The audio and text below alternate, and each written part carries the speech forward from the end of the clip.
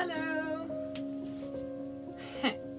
So, you're in a very strange place. You're in my pantry, and I don't normally podcast from the pantry, and I normally do have Natalia with me when I'm podcasting, but I decided that today I would try an experiment. So I watch a podcast called The Last Homely House. Do you watch that podcast? If you do, then you will probably say, oh yeah, I know exactly what she's up to. If you don't, then you might be curious, what is The Last Homely House? The Last Homely House is a really, really nice podcast. It's made by Kate, who lives in Northumbria, which is in England, kind of close to Newcastle. Kate makes these YouTube videos, and normally they're about 20-ish minutes long, and usually she's talking about something that she's making. She does a lot of sewing, a lot of quilting. She does some knitting sometimes, gardening, sort of general homemaking, and they're lovely. Sometimes she does cooking, and I really like those ones. So make more, Kate. So anyhow, Kate just invites you into her home, and you just flow along with her. And every once in a while, Kate does a tidy up video on YouTube, and I rather like those episodes because it's just sort of on in the background when I'm doing my own tidy ups, and I'm listening to Kate, and she's talking about the things she is putting away or getting rid of or sorting out some other way, and it's just cozy and like visiting a friend and just listening to your friend kind of chatter on about their home. So and I don't know, are you one of those people like me, that when you walk along the streets at night when it's dark, you're just sort of drawn to look at the windows, the lit up windows, and I don't know, I think it's so cozy to see the people inside. I mean, it's not that I go around like peering into the windows, but I like to see the movement of the people walking in their homes and the little yellow light coming from the houses in the dark, cold winter time. And I just like stories. I like people's stories, and I like to imagine people's stories, and yeah, I just find it cozy. And sometimes you walk past a house and you think, oh, it's such a cool house, I wish I could see inside. The Last Homely House is that house, definitely.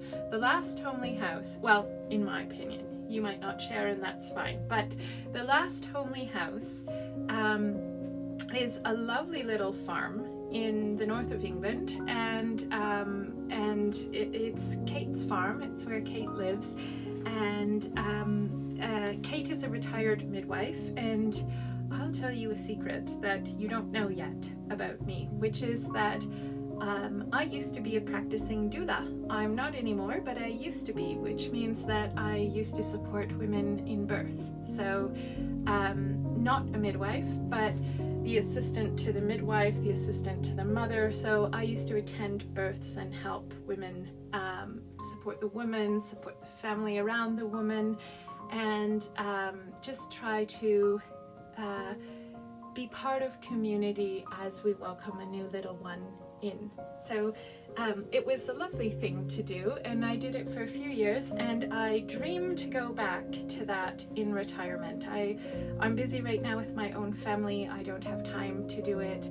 I don't have the availability. I work at a different job, which I also really, really enjoy.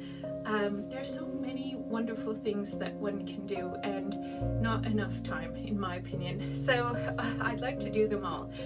But I was once a doula, so I kind of feel cozy with Kate because Kate was once a midwife.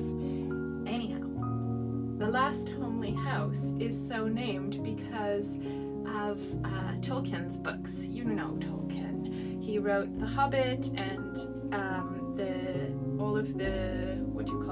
Lord of the Rings. Well, Rivendell, which is where the elves are, has an outpost in the Misty Mountains, and it's called The Last Homely House East of the Sea. And so that's the inspiration for the name of the podcast, The Last Homely House.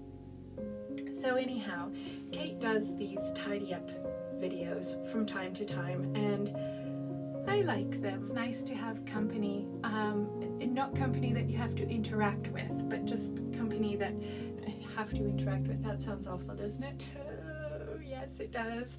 I like it when friends come round, and I recently did a YouTube episode with my friend Brittany, who has Crooks Fibres, and I love it when Brittany comes round.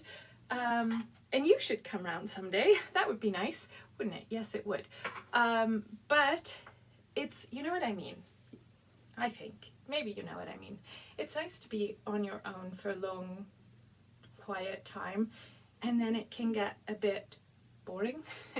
And it's nice to just listen to somebody else talking and visiting and carrying on about sort of the same stuff you are in the background. At least that's how I think. So I've decided to give it a go, and I'm a bit rambly, but I think that's all right, because after all, that's sort of the point of this. First time I've ever done one of these sorts of videos. But when Kate invites you in, she just sort of chatters on, and I love to listen to her and see what she's doing. Another video that you might like is, and I'll put the links down below, if you like this one, and if you like Kate at the Last Homely House, you might also like It Is a Sarah. And over the month of February, Sarah, who is a knitter who lives in the Netherlands, she's been putting on a series of YouTube videos, like, you know, Vlogmas, when people invite you into their life for the holiday season. Where were we? Yes. I want to tell you about, It Is a Sarah and Vlogmas. So It Is a Sarah is a podcast from the Netherlands, really nice. And there too, she invites you into her home. Often she's talking about her knitting or her crochet and the things she makes, and I really enjoy, because she makes things that I would love to wear and that I really like to look at and draw a lot of inspiration from. Her favorite color is brown, so hello Sarah, here's a brown shirt for you. But yeah, so she does this February Vlogmas, and it's not Vlogmas, but February month of mini episodes in February, where she invites you in and just, you know, has a chat with you, and I think that's really nice. So I'm going to bring you along while I tidy up my pantry. So before we go further, I want to talk about this. It's one of those crisscrossing kind of aprons. I'll move you so that you can see better now. See, this is why I have to tidy up this place, because I need to find places to put everything. And I want to find a place to put you so that you can see. Oh, did I tell you? Yes, I did. Rivendell, the Last Homely House. So let's move you a little bit, and you'll see that it is messy in the pantry. Anyhow, and my apron is not ironed, but this is the apron. It's, yeah, as I say, it's one of those ones that crisscrosses in the back, and it's got pockets, and it's extremely comfy and extremely useful, and I like it very much, and I think it would be quite easy to sew. I don't even think, if you were a very sort of, if you consider yourself a sewist, I think that you could just kind of wing it and make it up, and I bet you could make one of these. I like sewing, and once upon a time I used to sew all the time. I used to sew my clothes and my children's clothes, but I don't have time for everything. None of us do. And I'd like to start sewing a little bit more, and I am making a skirt, which I will show you eventually. I talked about it in the January episode of the podcast. So let's go back to what I was doing. I'm very lucky. I live in a house, so I live in the Yukon, in the north part of Canada, and just one moment, I just had to get the door there for a second. So I was telling you that I live in Canada, in the Yukon territory, which is it's a huge piece of land. If you know how big Belgium is, 17 Belgiums could fit inside the Yukon. We're approximately the same size as Sweden and more or less the same latitude even. We're very similar to Sweden in some ways, not always. But we're fairly similar to Sweden, but we have way less people. There's only 40,000 people living in the Yukon, so huge territory, very, very small number of people, and I'm one of them. So I live in a little house with my family, and I'm very lucky because this house has a walk-in pantry, and that's where we are right now. And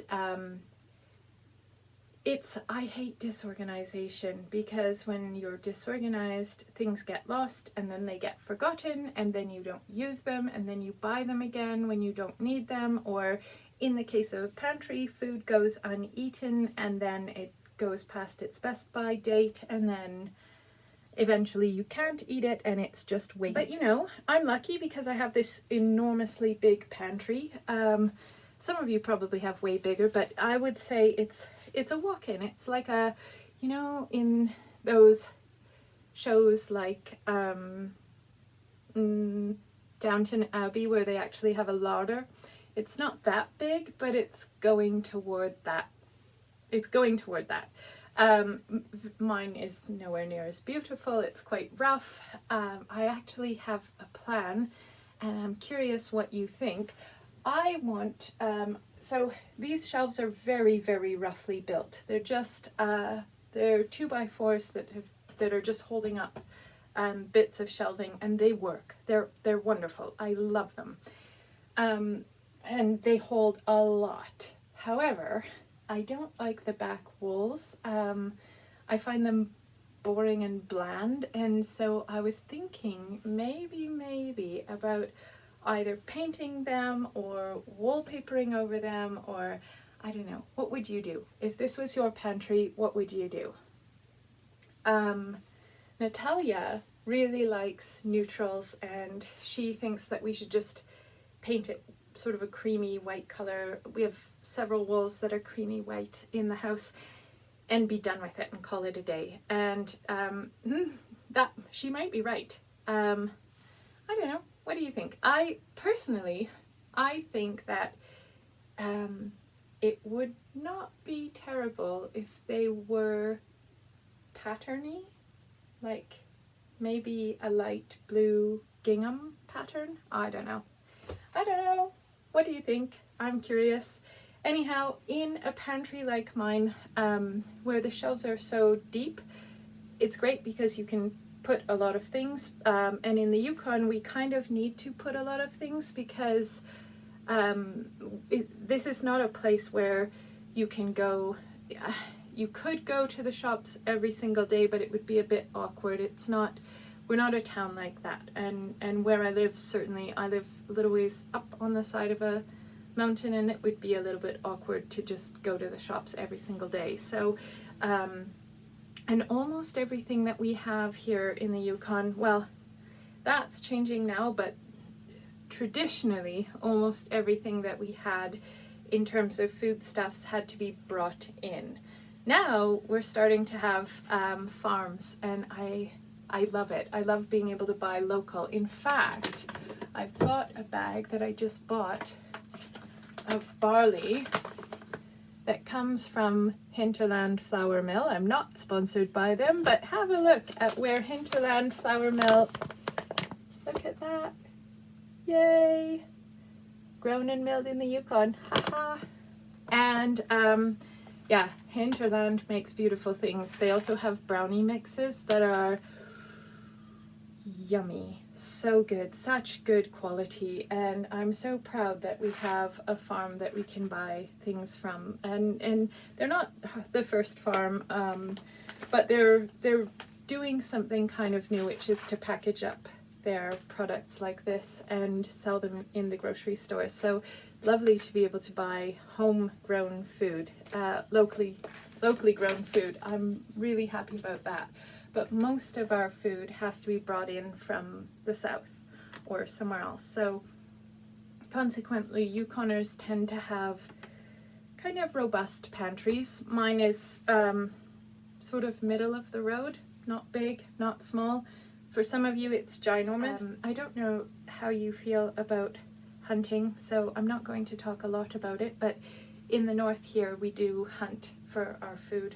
Quite a few of us, and I'm one who does hunt for food, and in fact I'm hoping to go on a bison hunt fairly soon. So we need freezers because we hunt and then we have meat and then we need somewhere to put it, so we have these really large chest freezers is what we call them.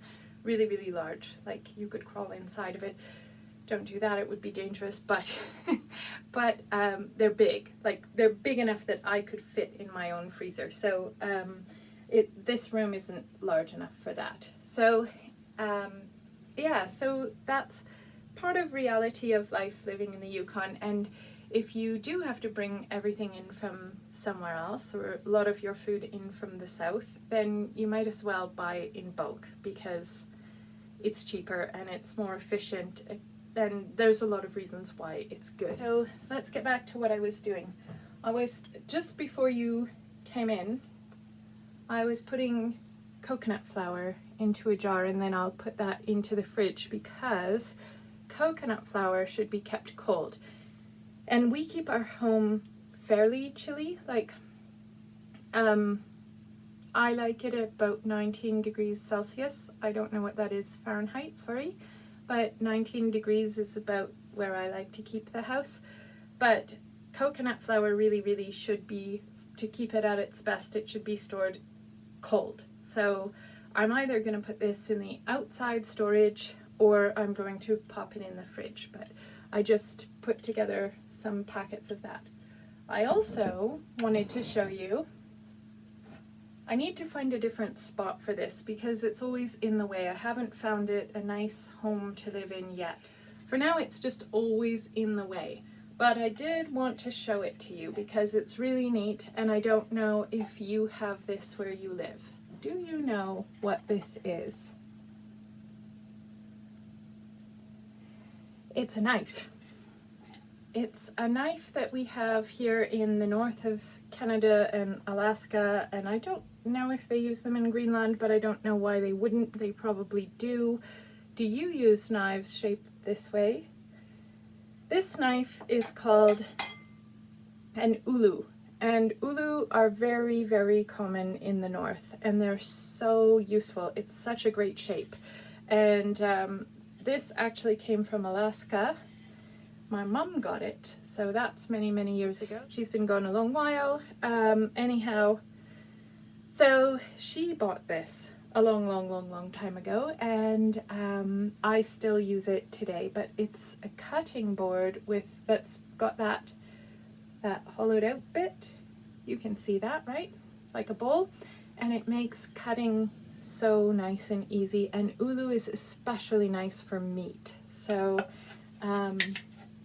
we just like that, right?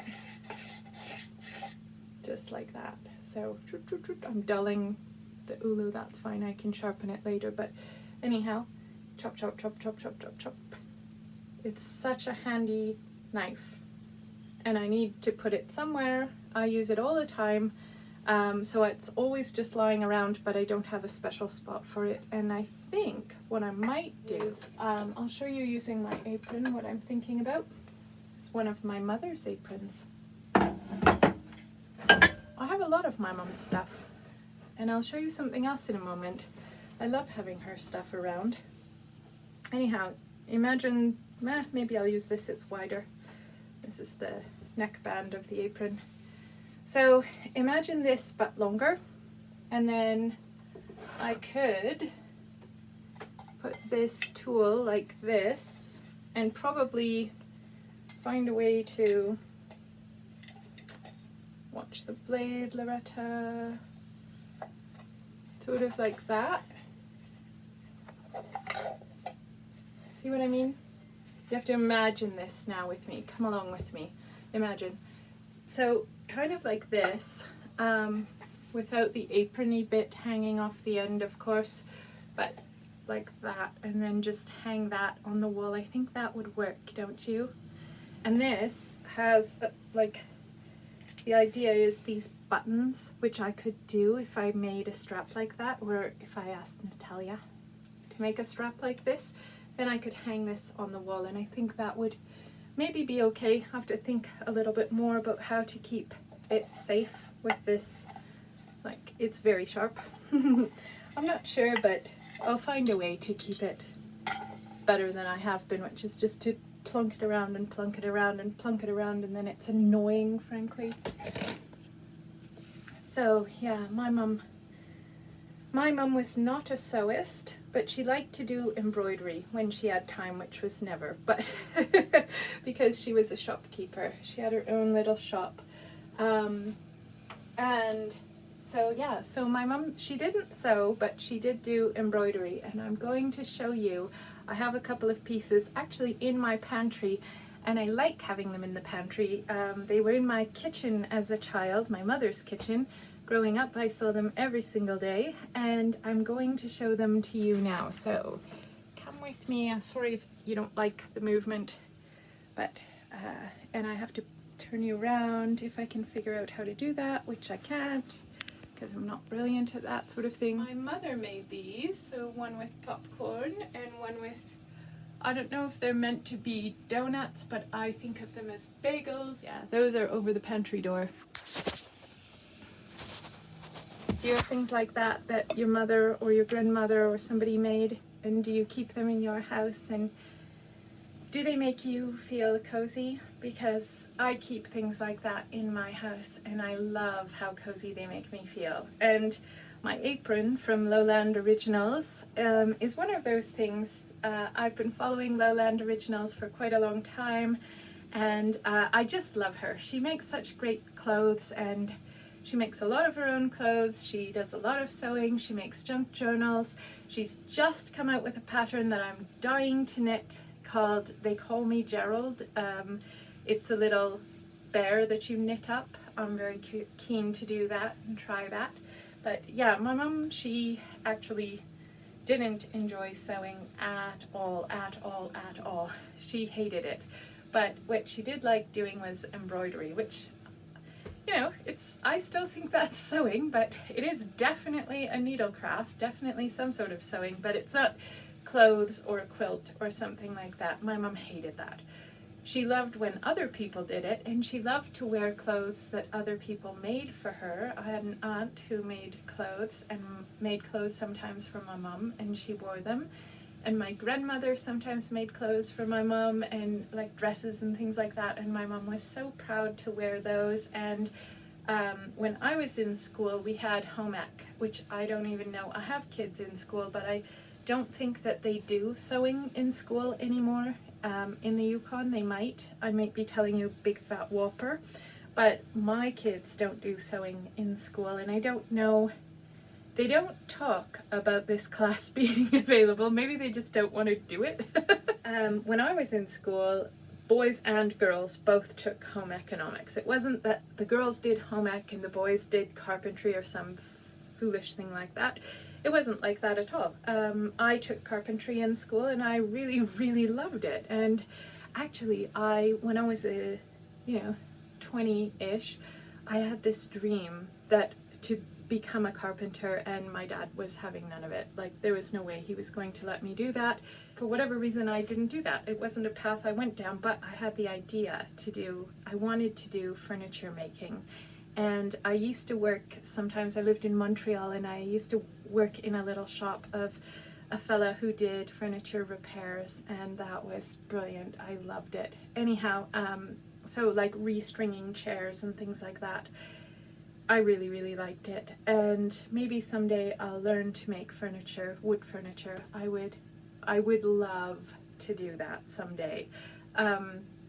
But yeah, when I was in school, we had home ec, and boys did it and girls did it, and it was for everyone. And I made a lot of my own clothes when I was in home ec, and I remember that I made something for my mom, like a shirt thing for her that she wore all the time, and she was so proud of it. Natalia loves to sew and she loves to quilt, but she does not love to sew her own clothes. She's completely disinterested in sewing clothes, but she loves to quilt. And I wonder if she might, I bet she could make this apron. I bet she could do that. I don't know. Anyway, you don't have to make it for yourself because Lowland Originals has aprons like this up every now and again. If you're not a sewist, you can get one for yourself. Another thing that I have in here that I want to show you is this little mug, which is one of my all-time favorites.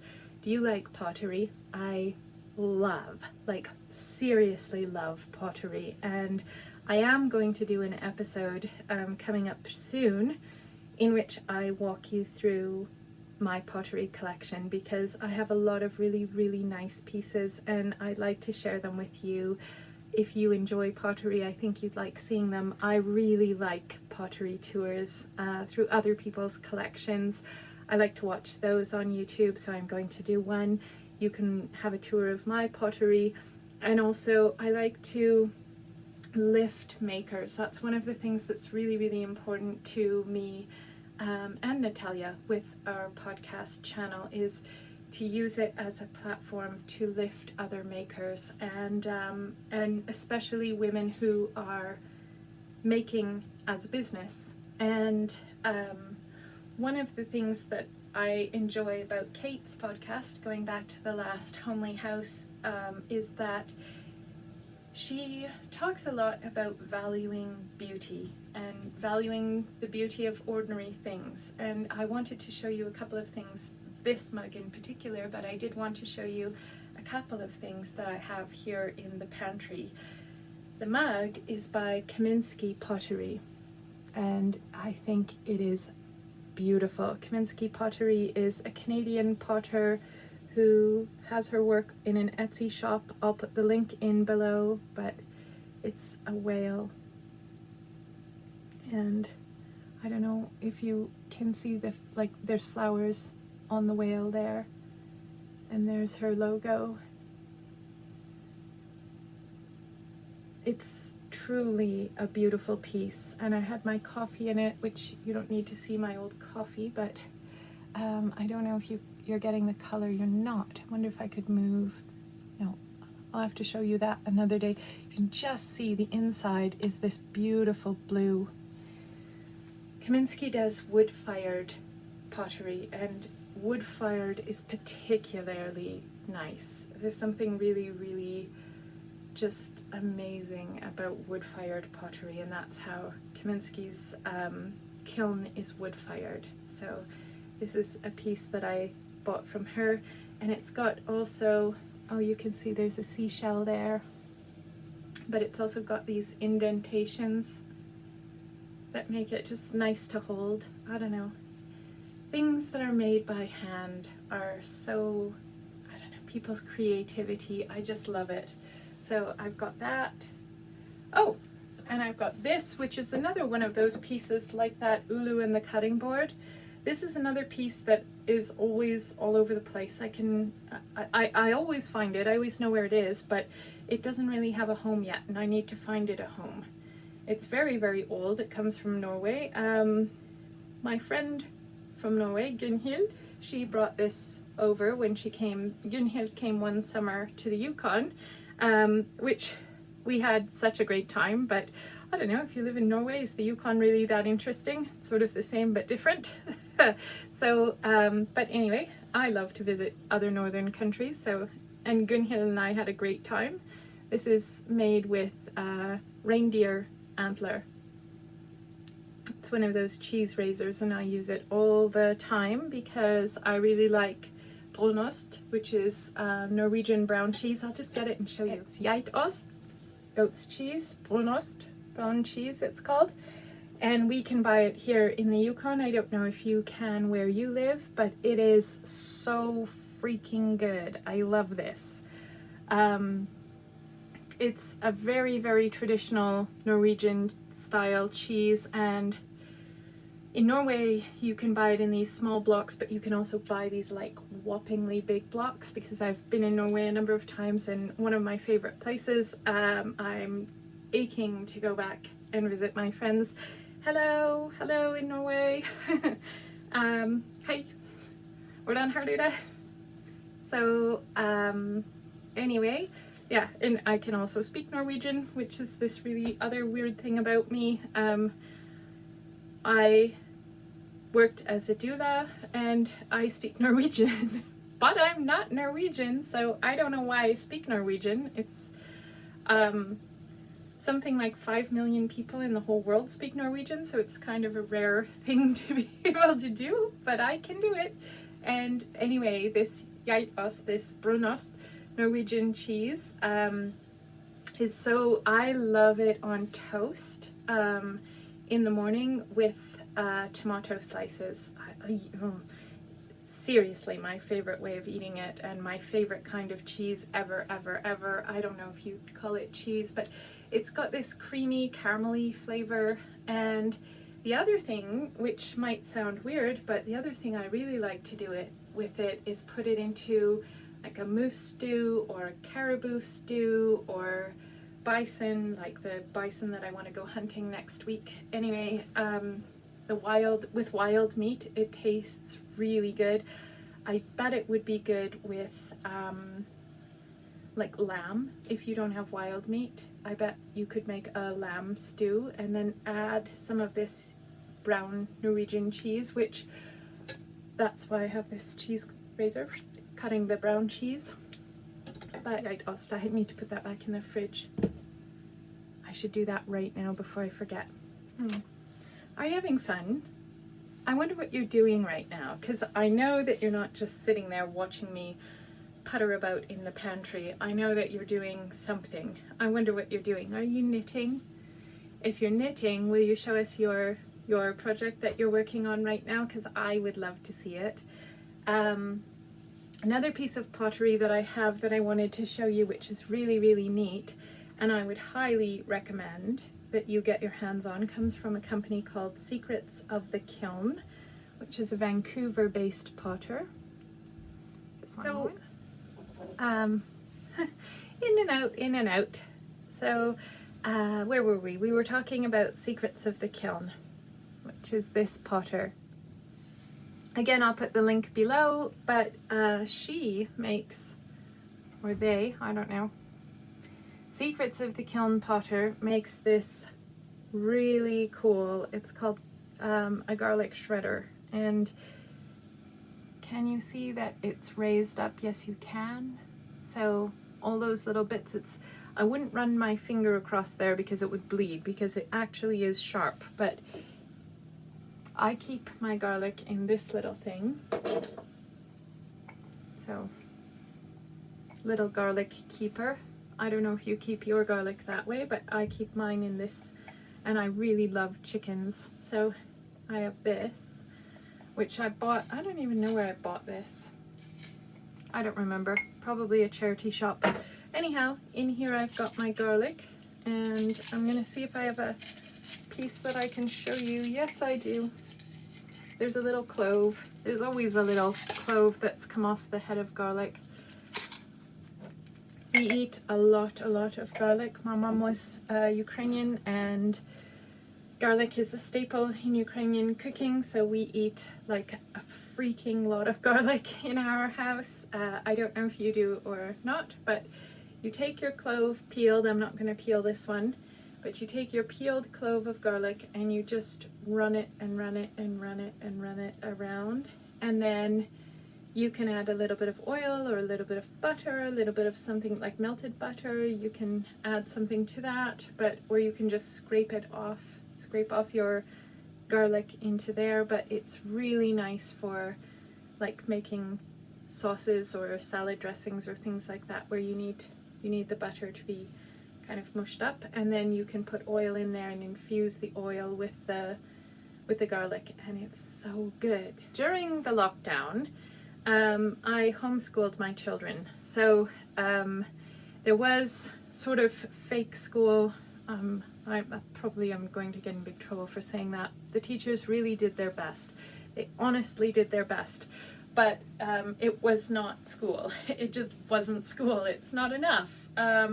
So they moved online and they got an hour a day or sometimes 2 hours a day of school, and that's not enough. So I homeschooled my children, and one of the things that I taught them was, because I used to be a teacher in a high school, I've done a lot of things in my life, like a lot of things in my life. I have a lot of diverse interests, and I would be bored if I settled down and just did one of them. So I've done a lot of things for short periods of time, and some things for really long periods of time.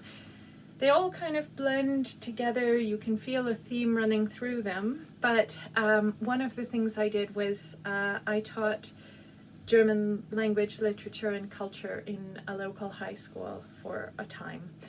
And I was a substitute teacher for the longest while, and well, never mind all the things that I've done, because I don't know. I've done lots of things. So I feel very competent to teach my children. Anyway, never mind. I'm digressing. I wanted to talk to you about pottery. So one of the things that I did with my children was to do cooking classes online, and we did a program that Alice Waters was teaching at the time, and Alice Waters is a chef from California, and I love Alice Waters' cooking. I really like her, the ethics around her cooking.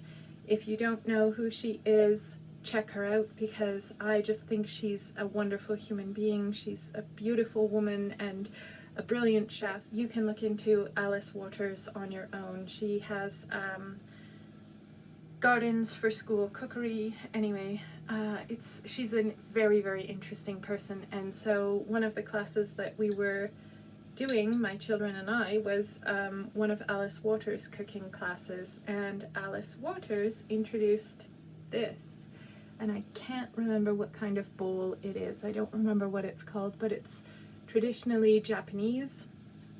And this one I actually got from Japan, and I think it's beautiful. And it has this little spout for pouring, but inside you can see it's very, very, very textured. You see that? Inside the texture. So what you can do with this is you can take your garlic clove and run your garlic clove on there, or your ginger, or your turmeric, or horseradish, or whatever it is that you're cooking with. You can run it around in there and get that, like, the juice and the shavings and the like, you could even take an orange peel and run it, or a lemon peel and run it through there. And then I use this for mixing up salad dressings all the time. So we use this with the garlic, and then my bowl came with a pestle. This one, which is just a natural stick that's been formed a bit. I think it's beautiful. It's so beautiful. So you put your herbs and spices and oil or whatever you're using into there, and then mix it up, and then that's how we do our salad dressing. So I have that in here. So yeah, a few things like that. Oh, and I've got this little, this is actually a latte bowl, but it got a crack in it. You can see the crack right there. I was so sad when this cracked, because this is a potter that I really, really, really love, from Quebec, and that's one of the provinces of Canada, famous because it's the French province in Canada. Did you know, though, that the Yukon is the third most French region of Canada? Like, we have the third most French speakers.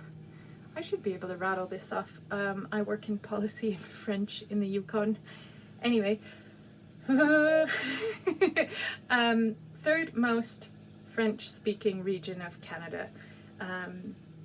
So this comes from Quebec, and I really like it. It's a latte bowl, It's so cute. And inside it says tire-toi une bûche, and that means pull up a stump of a log, which means join me and sit down with me, have a chat. So, and in there I keep these. So these are blends that are made here in the Yukon, spice blends that one of our local companies does. So I keep those in there. And I have zillions of these IKEA clips. IKEA, depends where you live, how you pronounce it. At home we call it IKEA, but I know IKEA is normally how people say it. So anyway, here I have zillions of these floating around. Oh, something else from Quebec. So somebody from my work was in Quebec not very long ago and brought me back one of these. Chocolat favori, it's called. It's there's chocolate in here, and when you're in the woods, so camping or in the bush, or we take them skiing with us, you boil up water and you put the whole thing into the boiling water and you let it warm, kind of cook in there. It turns the chocolate that's inside into a liquid, and you can dip fruit or whatever into there. And so you peel it back, and we will film a ski trip where we have chocolat favori eventually, so that you can see what it's like. This is delicious stuff, very special, comes from Quebec. So that's one of the Quebec things that we have in here. Anyhow, yeah, I've just been, tidying up as you do. I moved. I have boxes of this. I don't know if have you had Belgian waffles? Belgian waffles have a very, very special kind of sugar in them. So you can see in the picture the big fat waffle, like the thick. I love them. These Belgian waffles, they're very thick. Actually, you can see my waffle maker back there. We make that a lot because they're popular in Dutch cooking as well. And my children are half Dutch, so we have a lot of Dutch food in our house. We have Dutch and we have Ukrainian a lot, and German. So lots of and I guess Norwegian. Little interruptions. Anyhow. I was talking to you about Belgian waffles. I don't know if you make Belgian waffles, but I'm going to include a recipe down below. I love Belgian waffles. They are one of my delights in life. And I have a friend in Belgium who sends me to make Belgian waffles, real Belgian waffles. You need to put these pearl sugars, that's sugar. You need to use pearl sugar, real Belgian pearl sugar. If you can read French, you can, that's probably a silly way to share a recipe with you. If you can read French, you can read that. Or if you can read Dutch, you can read that. Anyway, I had a couple of these boxes with, both of them were open and neither of them. Anyway, I just closed them down and made one. Do you do that? I cut the label off the box, and then I added the recipe on the side, and I'll put a recipe down below as well for Belgian waffles, but you need to have this. When you get a Belgian waffle, it's got this lovely, like, crusty, crunchy outside, and then inside you get these little pearls of sugar in there. They're just... It's not the healthiest, but it's delicious. I'm making progress, I really am. I know I've just been blabbering on a bit to you for a while now, but I actually genuinely have been making a lot of progress. This place, every now and again you've got to clean it up, tidy it out, deal with the stuff in your house, and now's the time for me to do that. I had this bin, so I use these. Let's see, I'll show you on this side. Let's change views, shall we? don't want you to fall over.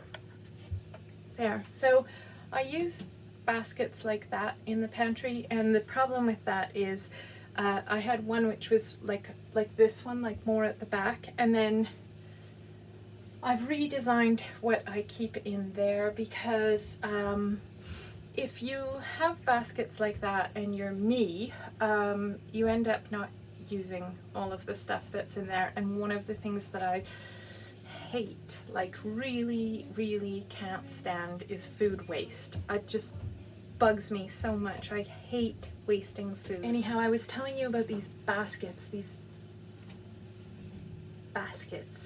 So they're super handy for gathering up stuff and just keeping it in there.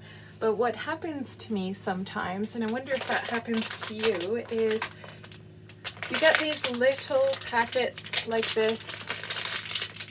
I found this one today, and it was in the bottom of the basket earlier when I was tidying that out, and somehow it worked its way to the bottom of the basket, and as you can see, I can't see into the basket. I'm not tall enough to see in. I have to stand on a little steppy stool, or I have to just reach my hand in and figure out what's in there.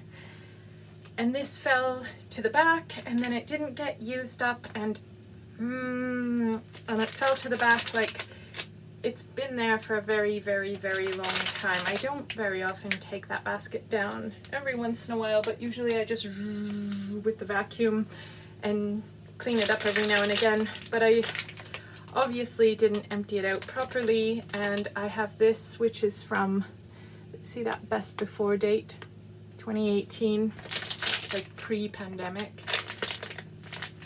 Are we gonna measure our lives by the pandemic?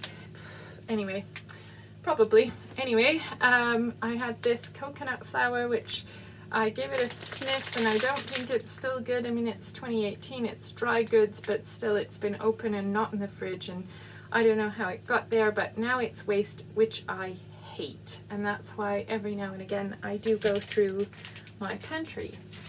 So I was putting stuff away when you came in, and I'm glad you did. So I bought these jars. Some of them I already owned. I had to buy a few more, and yeah, that's where I was tidying up. This is fresh coconut flour. It's gonna go back into the fridge.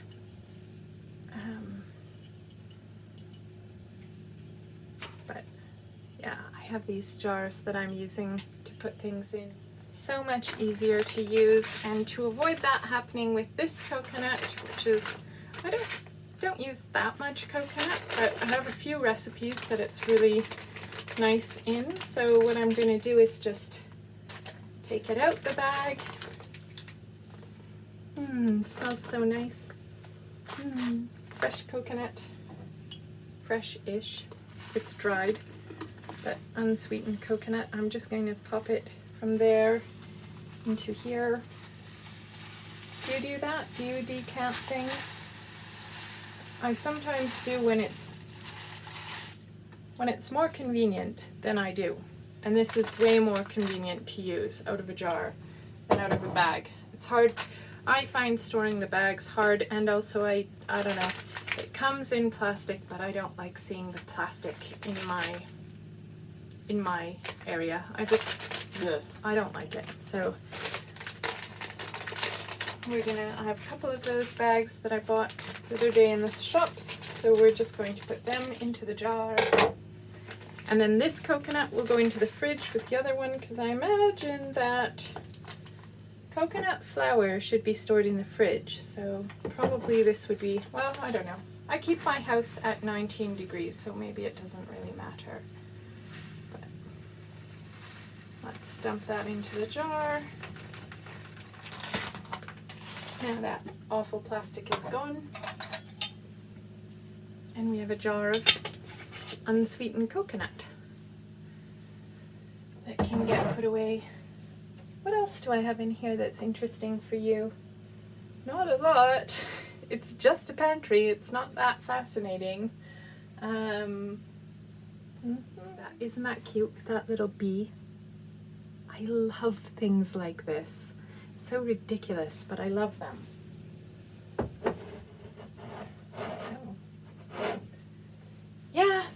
that's what I'm going to be doing. I'm just going to be in here puttering away, tidying things up, reorganizing, trying to make sense of this room. It's a great room. It's just, you know, I've got weird things in here. Like, I've got these, and like, why do I have these still? And why didn't they get used? Well, I can tell you why they didn't get used. I have these two. Aren't those lovely for Christmas? Yes, they are. Why didn't we use them? These are marzipan.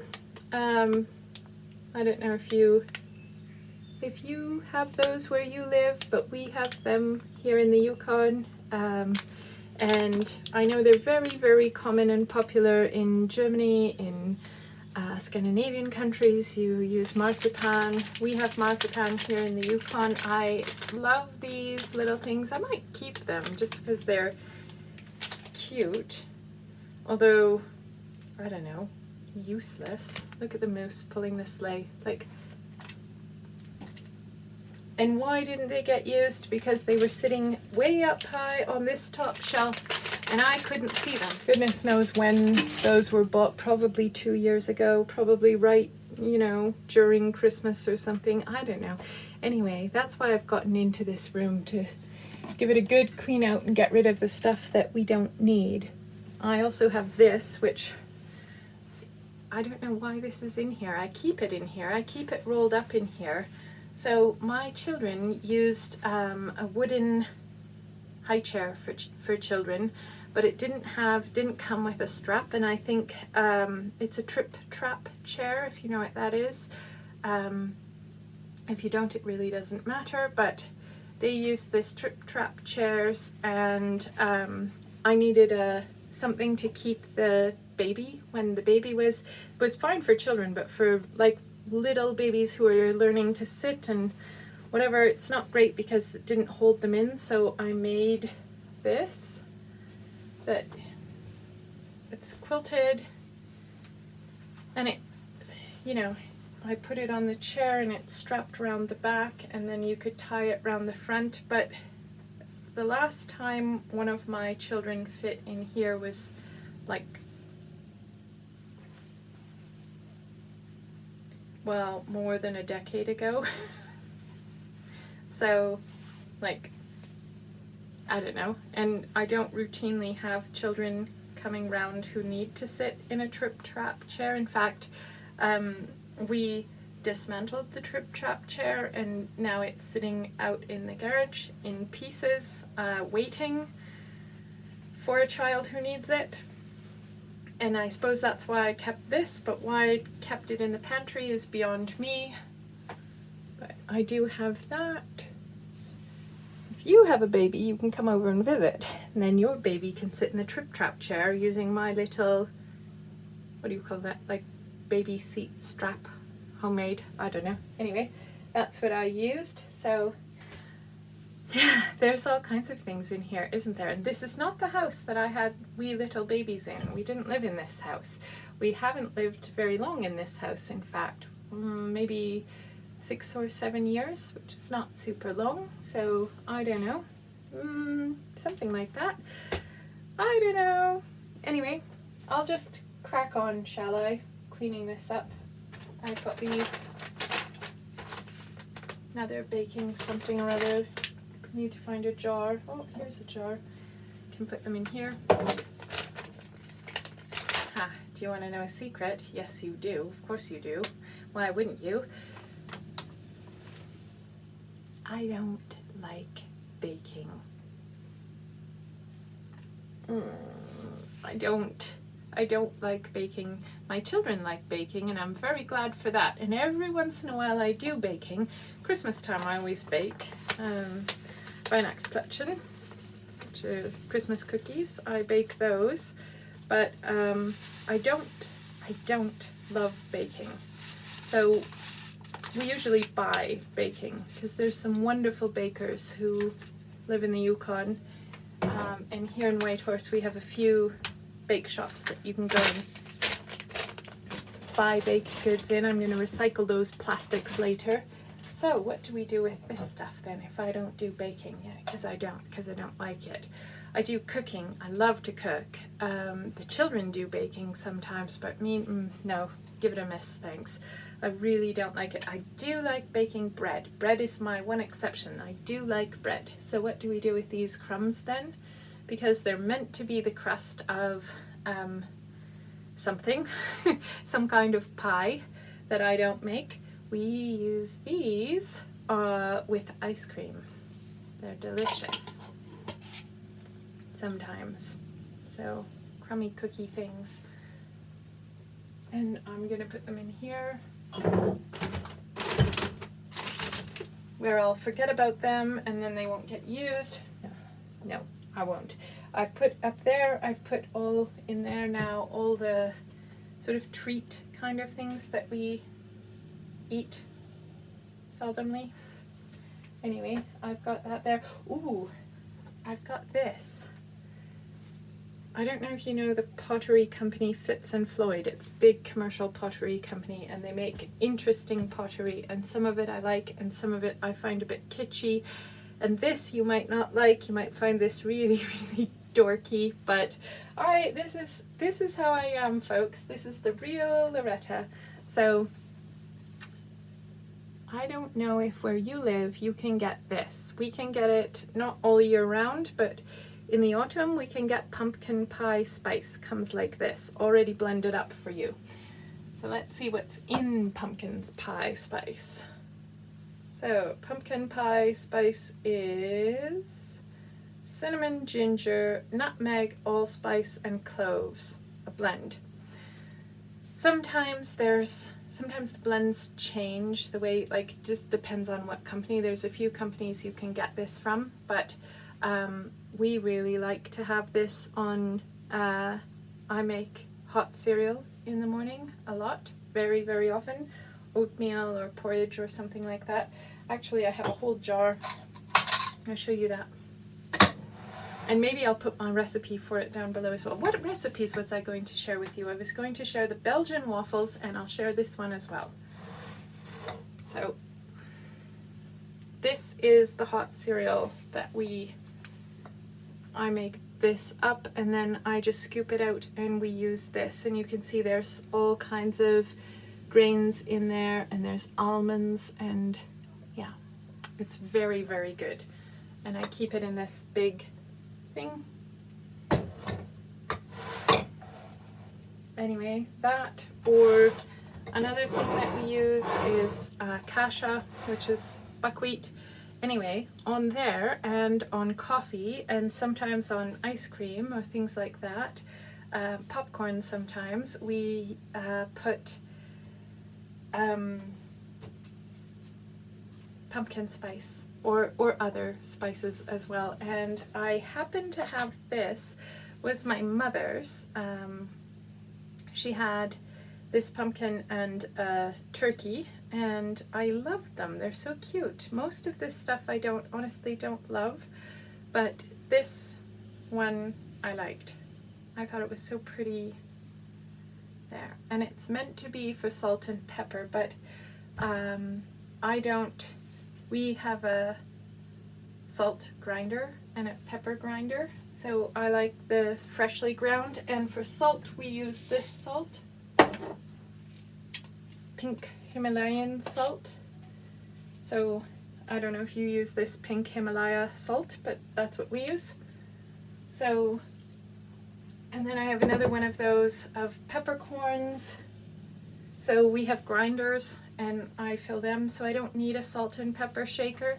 I don't use them that way, but anyway, I saw on Instagram, Anna had something, and I'll show you the other thing just a moment. Inspiration is this cinnamon goose. So I follow a woman called Anna on Instagram, and she had a photo with this goose, little goose shaker. I don't know if it's exactly this one, but she had a goose, and I happen to have these goose salt and pepper shakers because my mother liked this kind of thing. Like, I don't know what you call this, fancy decorative salt and pepper shakers. I don't know. My mother collected them. And some of them I really liked and I didn't want to get rid of them. And she had these goose ones. Geese? She had these geese ones. Anyhow, so she had 2 of them, and when I saw Anna with her cinnamon goose, I thought, oh, it's so cute, it's so perfect, I can do that. So I put cinnamon in one of our geese, and now we have a cinnamon goose that sits on the table all the time, and we use this one all the time because we often dress things with cinnamon. So I have that one.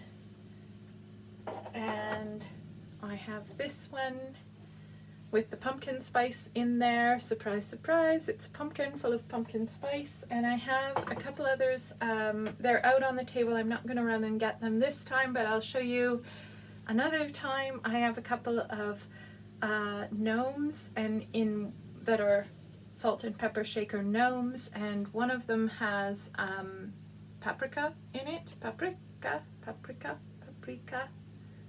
Paprikash, I don't know, however you say it, paprikash.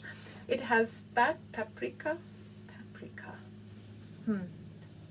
This is the problem when you have many languages all crashing together in your head, as I have a few up there.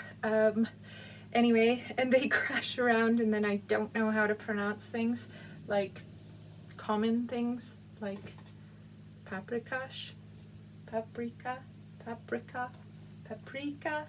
I don't know how to say that. Anyway, you say it and then I'll learn it from you. So yeah, so I have a couple of those things. It's fun. It's fun to have funny salt and pepper shakers, but if someone eats over at our place, my children's friends often eat their meals with us, then they pick them up, and it's very funny because everybody around the table is, no, you can't use that, and they're very surprised not to be allowed to use salt and pepper. And then we explain that I have this little wooden tray of all these kind of things.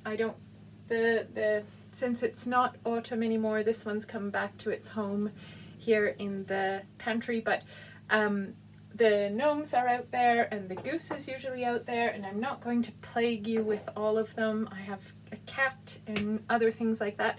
Anyway, so these children come over for lunch, and then everyone or supper, whatever, they're eating with us, and everybody hollers at them, you can't eat that, you can't eat that, it's not salt, it's something else. Anyway, we have all these little containers that I love, and they're ridiculous.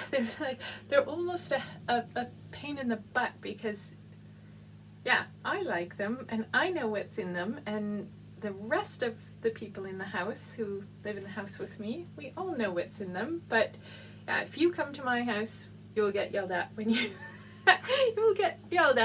try to use a salt and pepper shaker, because it doesn't have salt and pepper in it actually. So yeah, anyway, yeah, I'm just gonna keep, patter, patter, patter, patter. You go back to whatever it was you're doing. This is plenty long enough, but it's been nice just to chat with you, spend a bit of time.